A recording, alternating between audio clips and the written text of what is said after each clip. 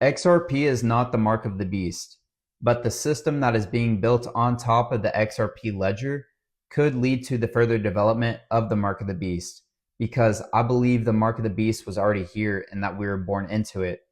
But this system that the governments and institutions are building are going to lead to complete financial control over your life. But if you own the underlying asset of the XRP ledger, the native XRP token, this is where you have complete sovereignty over your life because they cannot control this token. So what do I mean by this? Well, basically there's an XRP ledger and there's going to be two sides to the equation. One side is going to be the XRP asset token. The other side is going to be CBDCs, digital IDs. This side of the equation, the XRP asset, is going to be complete sovereignty over your financial life. The other side is going to be complete control over your financial life. And we see this all the time in nature, where there's two extremes to the equation. And we also see this in the whole awakening movement, where there's people that are still asleep versus awake. There's people that are still working in the matrix versus not working in the matrix. There's going to be people that are going to be completely controlled by their finances and people that are completely sovereign with their finances.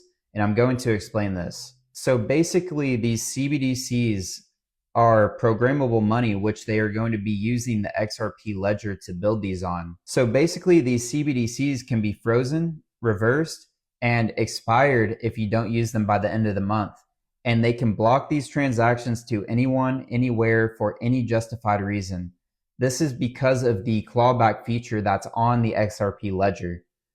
This is already being tested in China and Europe. But this is where it gets interesting, because XRP itself, the native asset for the XRP ledger, the entire network, is immune to this clawback feature. It cannot be reversed, it cannot be seized on chain, and it cannot be frozen by a government or a bank. It would be like trying to take back the concrete of a finished highway, because XRP is the foundation of what they're trying to build these CBDCs on top of. In other words, you can control the traffic, the transactions, you can control the tolls, the fees, you can control the cars, the users, but you cannot go in and take back the very foundational material without destroying the very system that you are building on top of it. With XRP, with owning XRP, you do not need to use a government wallet. You do not need permission because you become your own bank.